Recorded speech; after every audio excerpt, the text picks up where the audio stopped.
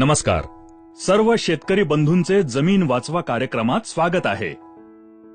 आपल्या गावात जी पण जमीन आहे त्या सर्व जमिनीमध्ये जर आपण एकाच प्रकारचे बीज, खते, एकाच ठिकाणचे पाणी दिले आणि एकसारखी मेहनत केल्यानंतर सुद्धा एकसारखे पीक येईल का? नाही. का? कारण प्रत्येक ठिकाणची जमीन वेगळी आहे. म्हणजेच सर्व गोष्टी जसे बीज, खते, पाणी आणि मेहनत एकसारख्या असून सुद्धा जर जमीन वेगळी असेल तर पीक वेगळे येते.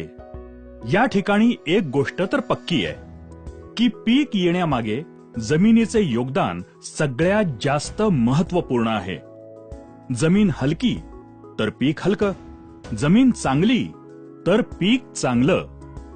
जर जमिनीला आपण ताकदवार बनवली तर चांगलं पीक घेण्यापासून आपल्याला कोणी थांबवू शकतं का? नाही. मग जर जमिनीला ताकदवार बनवायचं असेल तर तिला समजून घेणं गरजेचं आहे. जमिनीला बारकाईनं समजून घेण्यासाठी आमच्या तज्ज्ञांनी तिचं 3 भागात विभाजन केलं आहे. पहिला भाग भौतिक गुण. जमीन दिसायला कशी आहे? लाल आहे, काळी आहे की सफेद आहे? जमिनीची पाणी धरून ठेवण्याची तसंच सोडण्याची क्षमता किती आहे? हे जमिनीचे भौतिक गुण आहेत. यांना आपण बदलू शकतो का? नाही. पण याच भौतिक गुणांच्या आधारे आपण कोणतं पीक लावायचं ते ठरवतो. आता दुसरा भाग रासायनिक गुण.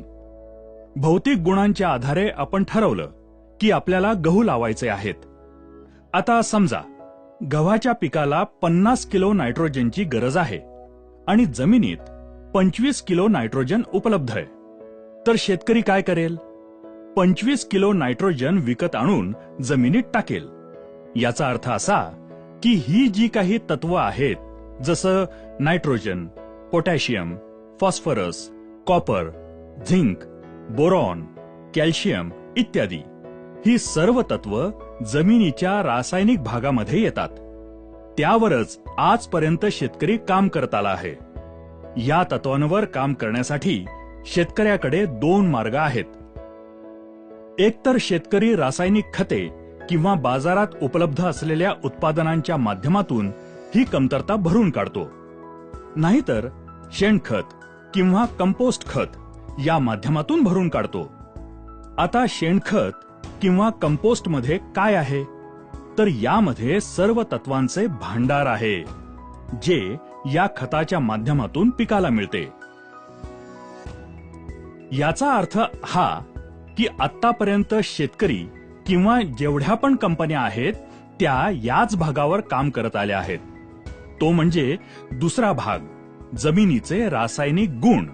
म्हणजेच किती तत्व उपलब्ध आहेत आणि पिकाची गरज किती आहे त्यानुसार तत्व कमी जास्त करणे. आता आपण बघूया की भौतिक गुण आणि रासायनिक गुण यांच्या व्यतिरिक्त तिसरा भाग काय आहे आणि आपल्याला तो जरुरी आहे का? आणि हो, त्यानंतरच आपण त्यावर काम करायचं की नाही ते ठरवूया. तिसरा भाग ज्याला आपण म्हणूया जैविक गुण. जेवढे पण जीवाणू आहेत ते जमिनीच्या जैविक भागामध्ये येतात. आता हे जीवाणू आपल्यासाठी गरजेचे आहेत का? हे माहिती करून घेण्यासाठी आपण काय करू शकतो? आपण आपल्याच शेतातील माती घेऊ आणि तिचे 2 भाग करून लोहाराच्या भट्टीमध्ये त्यातील एक भाग 160 डिग्री सेल्सिअस ते 500 डिग्री सेल्सिअस तापमानात गरम करू आणि ती थंड झाल्यानंतर दोन्ही भागात बीज जर टाकले तर गरम केलेल्या भागात ते बीज कधीच नाही उगवणार. असं का? कारण 160 डिग्री सेंटीग्रेड पेक्षा जास्त तापमानात जे पण जीवाणू होते ते सर्व संपून गेले, म्हणून ते नाही उगवले. म्हणजेच बीज उगवण्याची प्रक्रिया ही जीवाणूंच्याच माध्यमातून होत होती. हे एक काम झालं. आता दुसरं काम बघा. आपण शेतकरी जेव्हा जमिनीत खत टाकतो त्यावेळी असं करतो का की पिकाच्या आजूबाजूची माती कोरून त्याच्या मुळ्या बघून खत टाकतो? नाही. आपण काय करतो? कसं पण खत फेकून येतो. आता खत तर मुळांच्या जवळ नाही पडत, ते कुठेही पडलेलं असतं. तरी पण जर 2 दिवसानंतर आपण पाहिलं तर पिकामध्ये बदल झालेला दिसून येतो. याचा अर्थ ते टाकलेलं खत पिकाला लागू पडलं, म्हणजेच खत आणि पीक यामध्ये काहीतरी हालचाल झालीये. मग काय झालं? खत चालून पिकाकडे गेलं की मुळ्या बाहेर येऊन खत खाऊन परत आत गेल्या? नाही, असं काही नाही झालं. या कामामध्ये सर्वात महत्वाचं काम जीवाणूंचं असतं.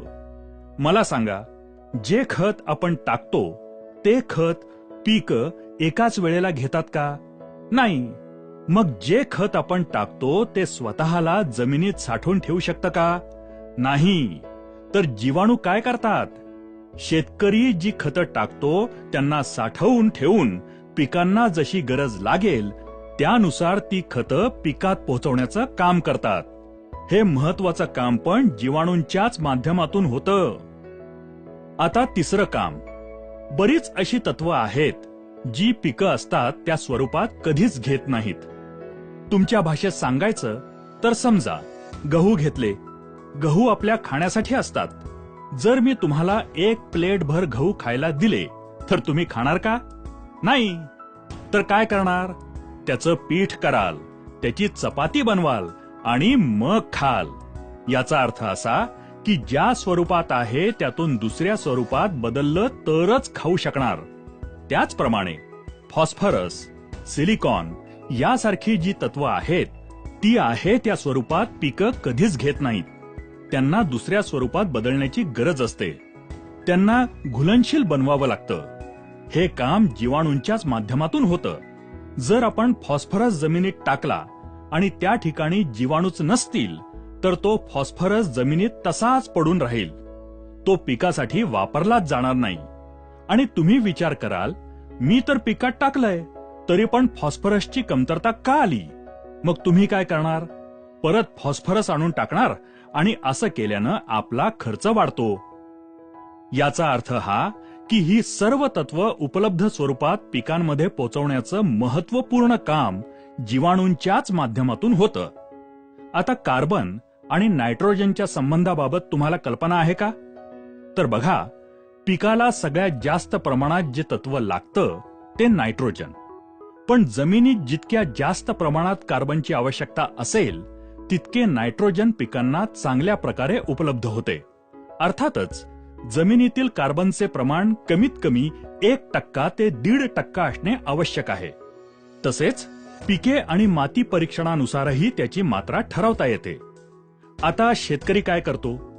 नायट्रोजन टाकून सुद्धा नायट्रोजनची कमतरता दिसून आल्यानंतर पुन्हा नायट्रोजन आणून शेतात टाकतो. खरं तर शेतात कार्बनच्या कमतरतेमुळे पिकात नायट्रोजनची कमतरता आली आहे. आता जमिनीत जर कुठलेही तत्व जसे nitrogen, phosphorus, potash, copper, zinc, sulphur या व्यतिरिक्त कुठलेही तत्व कमी असेल तर आपण बाजारातून विकत आणून टाकू शकतो. पण कार्बनची कमतरता असेल तर तो बाजारात विकत मिळतो का? नाही. कार्बन जमिनीत उपलब्ध करण्याचा एकच मार्ग आहे, शेणखत किंवा कंपोस्ट खत. आता हे शेणखत किंवा कंपोस्ट खत काय आहे? हे मोठ्या पातळीवरचं तत्वांचं विघटन आहे. शेणावर प्रक्रिया होऊन ते खतामध्ये परावर्तित होतं आणि जो काही शेतातील काडी कचरा, पालापाचोळा हा मोठ्या पातळीवर कुजल्यानंतर कंपोस्ट तयार होतं. जेव्हा शेतकरी हे सर्व शेतात टाकतो तेव्हा जीवाणू त्यावर प्रक्रिया करून या खताचं सूक्ष्म पातळीवर विघटन करून त्याच्या आतमध्ये जी तत्व असतात ती काढून पिकांपर्यंत पोचवल्यानंतर जो भाग उरतो तो कार्बन असतो. याचा अर्थ हा की जमिनीमध्ये कार्बन उपलब्ध करण्याचे सर्वात महत्वाचे काम पण जीवाणूंच्याच माध्यमातून होते.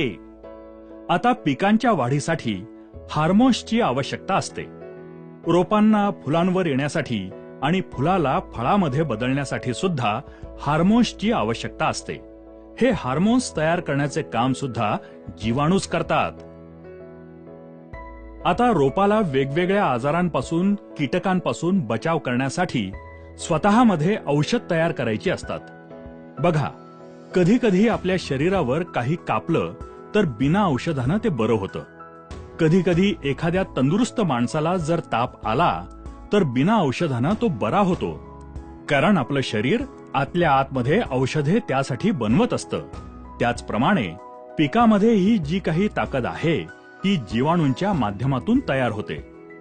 आता पहिल्यापासून बघितलं तर बी उगवण्याचं काम, आपण जी खते टाकतो ती स्वतःकडे साठवून पिकांपर्यंत पोहोचवण्याचं काम, तसंच तत्वांना दुसऱ्या स्वरूपात बदलून पिकांपर्यंत पोहोचवण्याचं काम, तसंच कार्बन जमिनीत उपलब्ध करण्याचं काम, जोडीने हार्मोन्स बनवण्याचे काम आणि औषधे तयार करण्याचे काम, ही सर्व महत्वपूर्ण कामे याच जीवाणूंच्याच माध्यमातून, याच जमिनीच्या जैविक गुणांच्या माध्यमातून होतात. तर आता मला सांगा, आजपर्यंत शेतकऱ्यानं या जैविक भागावर किती काम केलंय? मी शेतकऱ्याला एक प्रश्न विचारतो की शेतीचा मजूर कोण आहे? तर शेतकरी म्हणतो, मीच शेतीचा मजूर आहे. मीच दिवस रात्र शेतामध्ये राबत असतो. जर शेतकरी मजूर आहे तर मी शेतकऱ्याला हातात एक बी देतो. शेतकरी स्वतः त्याला अंकुरित करू शकतो का? नाही. शेतकऱ्याच्या खिशात 100 गोणी खत आणून शेतात टाकण्याची क्षमता असेल, पण तो एकतरी खताचा दाणा उचलून पिकामध्ये घुसवू शकतो का? नाही. तर मग शेतकरी शेतीचा मजूर आहे का? नाही. शेतकरी फक्त सप्लायर आहे. शेतीची जी पण गरज आहे शेतकरी फक्त ते सप्लाय करायचं काम करतो. खरा मजूर तर जीवाणू आहे, जो शेतात जमिनीमध्ये काम करून शेतकऱ्याला पीक आणि उत्पादन देतो. याचा अर्थ हा की शेती हा शेतकऱ्याचा कारखाना आहे आणि त्याचा मजूर आहे जीवाणू. आणि आजपर्यंत शेतकऱ्याला हे माहिती नाही की याचा खरा मजूर कोण आहे.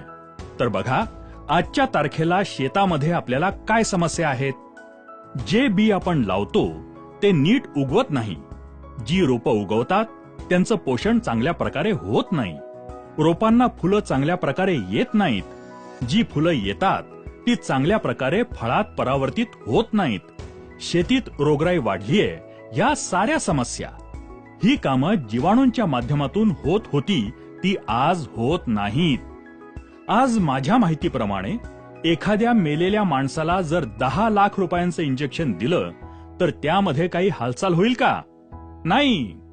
50 लाखाचं द्या, 1 कोटीचं द्या, 10 कोटींचं द्या.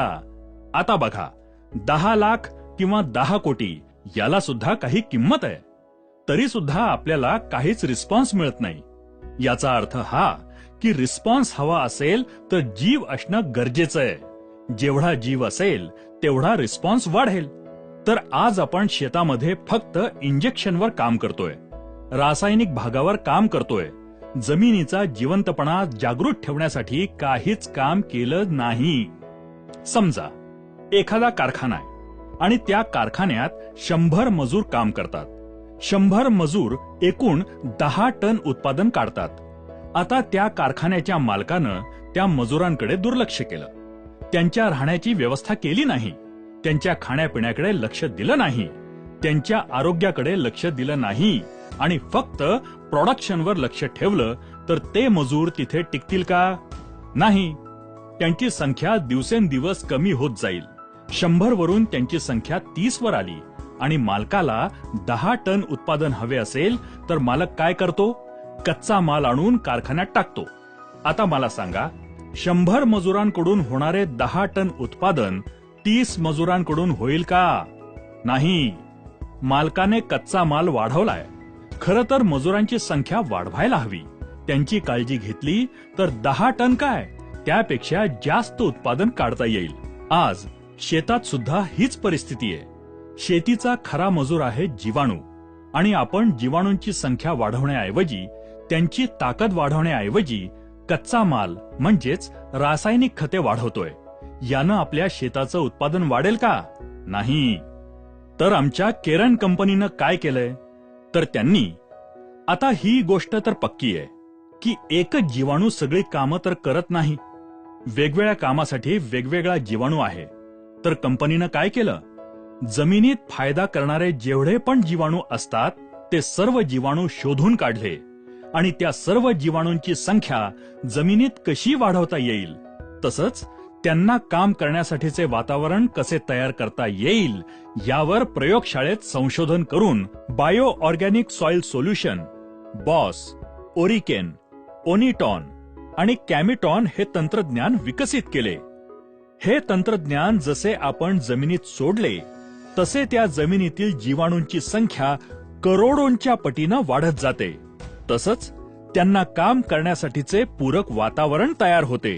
त्यामुळे तुमच्या त्या जमिनीची ताकद वाढते आणि जमिनीमध्ये जीवाणूंच्या माध्यमातून होणारी सर्व कामे वेगानं सुरू होतात. शेतकरी जेवढा कच्चा माल किंवा रासायने शेतात टाकतो आणि मेहनत करतो त्याचे भरपूर रिटर्न्स शेतकऱ्याला त्याच्या शेतातून द्यायला सुरू करतात. बॉस, ओरिकेन, ओनिटॉन, कॅमिटॉन या तंत्रज्ञानाचा वापर शेतकरी त्याच्या जमिनीमध्ये वेगवेगळ्या प्रकारच्या स्लरीच्या माध्यमातूनही करू शकतो. जर शेतकऱ्यानं असं केलं तर त्याची जमीन खूप वेगानं रिस्पॉन्स देऊ लागते आणि माझ्या अनुभवानुसार ते पीक तुमच्या संपूर्ण भागात नंबर 1 चे पीक असेल. तसेच तुमच्या जमिनीची उत्पादन क्षमता सुद्धा वाढेल. मी शेतकऱ्याला एक गोष्ट नेहमीच सांगतो की पहा, तुमचं अर्ध आयुष्य गेलं कोणतं खत चांगलं आहे, कोणतं बी चांगलं आहे हे शोधण्यात, आणि आज पण तुम्ही शोधतच आहात. 3 महिने जर तुम्ही आम्ही सांगतो तसं केलं तर माझा दावा आहे की त्यानंतर तुमचा शोध संपेल. आम्ही तुम्हाला पूर्ण शेतात नाही टाकायला सांगत. तुम्हाला जेवढं टाकावंसं वाटेल तेवढ्याच एरियात टाका आणि बघा, जर तुमच्या जमिनीत बदल झाला तर तुम्हाला दुसऱ्याच्या विश्वासाची गरजच नाही. हे घेऊन तुमचं संपूर्ण शेत, संपूर्ण जीवन कसं चांगल्या प्रकारे समृद्ध करता येईल ते तुम्ही ठरवू शकता. कारण जगात काय होतंय यापेक्षा आपल्या शेतात काय होतंय ते जास्त महत्वाचं आणि गरजेचं आहे. आमचे जे कोणी सहकारी तुमच्याकडे येतात त्यांच्याकडून पिकानुसार त्यामध्ये आमची ही केरन टेक्नॉलॉजी कोणत्या प्रकारे वापरायची आहे याची पूर्ण माहिती तुम्ही घेऊ शकता. आमच्या या कार्यक्रमाला आपण लक्षपूर्वक उपस्थित राहिल्याबद्दल, आपला मूल्यवान वेळ दिल्याबद्दल सर्व शेतकरी बंधूंना केरनकडून खूप खूप धन्यवाद.